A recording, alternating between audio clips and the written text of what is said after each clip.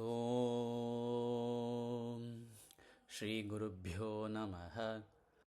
பிராமீம் மாஹேஸ்வரீம் சைவ கௌமாரீம் வைஷ்ணவீம் ததா வாராஹீம் ஐந்திரீம் சைவ சாமுண்டாம் பிரணமாம்யஹம். சப்த மாதாக்களின் ஸ்லோகங்களை கற்பதற்கு முன்பு சப்த மாதாக்களை பற்றிய ஒரு சிறிய அறிமுகம். இந்து மதம் இந்த பிரபஞ்சத்தை அணு அணுவாய் ஆராய்ந்து முடிவு சொன்ன மதம். இயங்குவதெல்லாம் சக்தி வடிவம். பிரபஞ்ச இயக்கத்தை 7 விதமான படிநிலைகளை அல்லது பிரிவுகளை கொண்டு பல விதங்களில் சொன்னது. சப்தரிஷி மண்டலம், 7 உலகம், 7 கோள்கள், 7 கடல்கள், சூரியனின் கதிர்கள் வரை 7 வண்ணம் என்றது.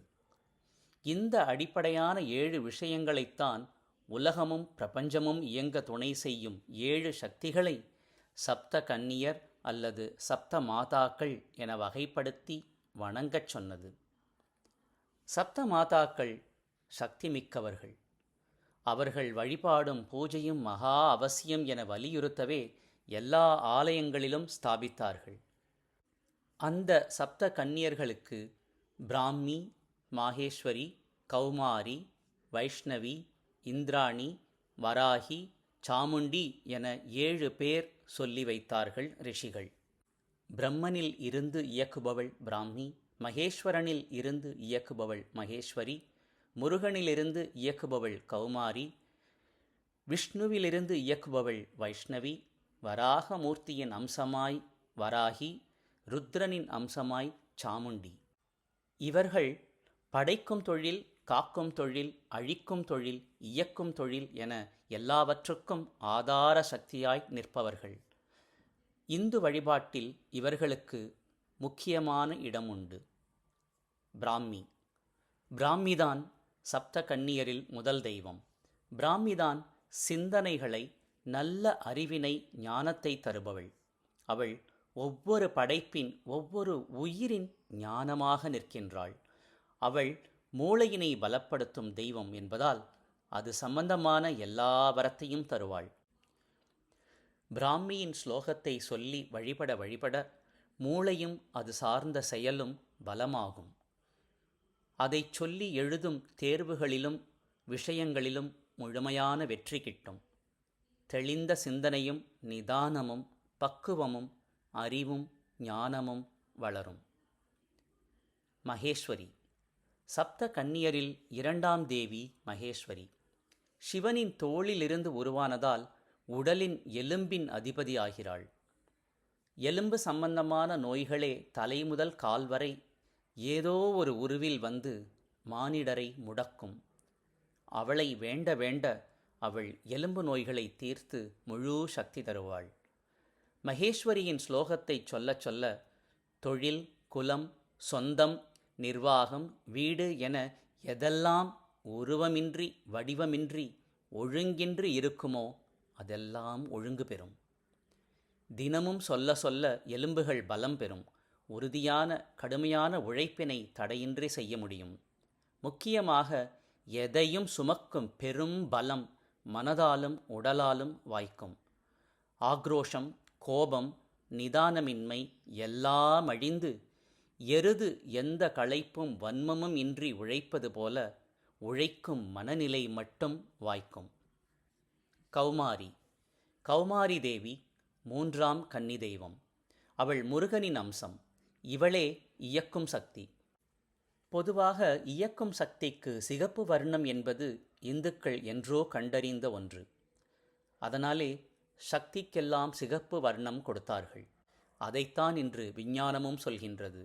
வானில் கிரகங்கள் கண்ணுக்கு தெரியாத அகச்சிகப்பு கதிர்களால், இன்ஃப்ராரெட் கதிர்களால் இயங்குவதை அது சொல்கின்றது. சூரியனின் நிறம் முதல் உடலை இயக்கும் இரத்தம் வரை எல்லாமே அந்த சிவப்பு நிறம்தான். அதனாலே செந்நிற குங்குமம் இந்துக்களின் அடையாளமாயிற்று. உலகை இயக்கும் பெரும் சக்தி என்னுள் உண்டு, அது என்னை காக்கின்றது என்பதை சொல்ல குங்குமத்தை வைக்கச் சொன்னார்கள். கௌமாரி மானுட உடலில் இரத்த ஓட்டத்துக்கும் இரத்த சக்திக்கும் ஆதாரமானவள். கௌமாரி இரத்தம் போல மானுட உடலையும் இயக்குகிறாள், காக்கின்றாள். அவளை மனமார தொழுதால் இரத்தம் சீராகும். உடல் இயக்கம், உள்ள இயக்கம், தொழில் மற்றும் வாழ்க்கையின் இயக்கம் சீராகும். தன்னம்பிக்கை, போராட்ட குணம், வைராகியம் பெருகும். மகா முக்கியமாக குழந்தை பாக்கியம் கிடைக்கும். வைஷ்ணவி, இவள் விஷ்ணுவின் சக்தியான வைஷ்ணவி. இந்த வைஷ்ணவி தேவிதான் லக்ஷ்மி கடாட்சம் கொண்டவள், தங்கத்தில் வாசம் செய்பவள். இவள்தான் பூலோக வாழ்வுக்குரிய செல்வத்தை தருபவள். அவள் உடல் அமைப்பில் கொழுப்புக்கு அதிபதி என சொல்லப்படுகின்றாள். உடலுக்கும் அதன் உறுப்புகளுக்கும் நல்ல சக்தி அளிப்பது கொழுப்பு. செல்வம் வாழ்வின் சக்தி, கொழுப்பு உடலின் ஆதார சக்தி. கொழுப்பு என்பது உணவின் சக்தி, செல்வம் என்பது வருமானத்தின் சேகரிப்பு. வைஷ்ணவியினை வழிபட வழிபட அந்த கொழுப்பு சார் பிரச்சனைகளெல்லாம் தீரும். உடல் நலமாகும்.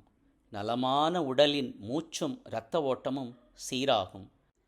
மனதில் தைரியம், செல்வம், அதற்கான ஞானம், சக்தியும் அவளே அருள்வாள். வராகி, சப்த கன்னியரில் 5ஆம் தேவி இந்த வராகி. விஷ்ணுவின் வராக அவதாரத்தின் அம்சமாவாள். இவள் மற்ற சப்த கன்னியரில் விட கொஞ்சம் வித்தியாசமானவள்.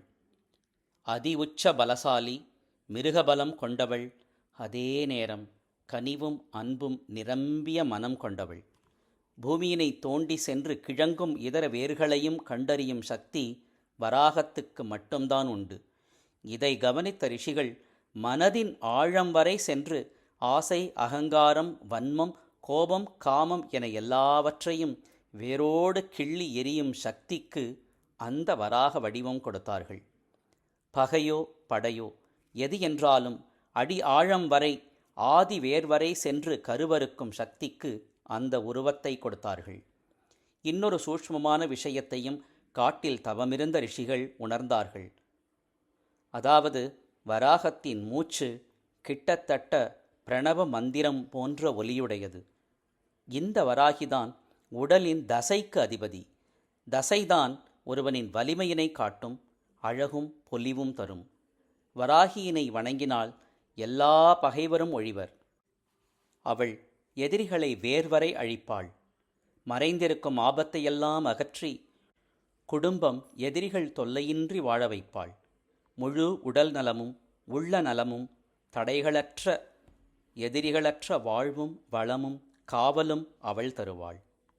இந்திராணி, தேவலோகத்து அரசனான இந்திரனின் அம்சமாவாள். இந்திராணி எனும் 6ஆம் தேவி. இவள் இரு வகையில் அருள்வாள். முதலில் நிறைவான ஆனந்தமான வாழ்க்கை, இரண்டாவது வாழ்ந்த வாழ்க்கைக்கும் சாட்சியாக வளமான பலமான சந்ததி. ஒரு சந்ததி வாழும்போது அப்படியே இன்னொரு சந்ததி உருவாகின்றது. உடலின் தத்துவத்தில் இவள் சுக்லம் எனும் தாம்பத்திய உறவிலும் சந்ததி பெருக்கத்திலும் அடிப்படையான மகா முக்கிய தாதுவுக்கு அதிபதி. அதுதான் இன்னொரு உயிர் பிறக்க அடிப்படை. அந்த வரத்தை மானுடருக்கும் அவள் அருள்வாள். நல்ல வாழ்க்கை துணை கிடைக்கவும், நல்ல இல்லற வாழ்க்கை, கணவன் மனைவி இடையே பரஸ்பர பந்தம் புரிதல் நிலைத்திருக்கவும் இந்திராணியின் ஸ்லோகத்தை சொல்லிச் சொல்லி வழிபடுவது சிறந்தது. பொறாமை மற்றும் தவறுகளின் பிடியிலிருந்து தப்பிப்பதற்கான பாதையை இந்திராணி காட்டுவாள். வாழ்வினை ஆனந்தமாக கடந்து செல்ல அவள் அருள் அவசியம். சாமுண்டி, சப்த கன்னிகைகளில் முதலில் தோன்றியவள் இவளே. ருத்ரனின் ஆக்ரோஷமான தீமைகளை அழித்து தர்மத்தை காக்கும் அம்சம். பத்ரகாளியின் அம்சமாக வந்து சண்ட முண்டனை அழித்ததால் சாமுண்டி என்றானாள். சப்த கன்னிகைகளில் சர்வ சக்திகளையும் கொண்டிருப்பவள். மனிதர்களுக்கு மட்டுமல்ல, தேவர்களுக்கே வரங்களை அள்ளி அருள்பவள் இவளே. மானிட உடலின் மிகப்பெரிய உறுப்பு தோல். உடலை போர்த்தியிருக்கும் கவசம் அதுதான். தோலின் மூல தெய்வமாக, அதன் அதிபதியாக இவள் போற்றப்படுகின்றாள். தோல்தான் ஒருவனுக்கு உடல் அழகும் தோற்றமும் தருகின்றது, பாதுகாப்பும் தருகின்றது. இவளை வழிபட்டால் கவச்சமாய் நின்று காத்து முழு காவல் இருப்பாள். எதிரிகளிடமிருந்து நம்மை காப்பதோடு நமக்கு தேவையான சகல பலங்கள், சொத்துக்கள், சுகங்களை தருவாள். இனி வேறு வழியில்லை என்ற சூழ்நிலை ஏற்படும்போது இவளை அழைத்தால் போதும்.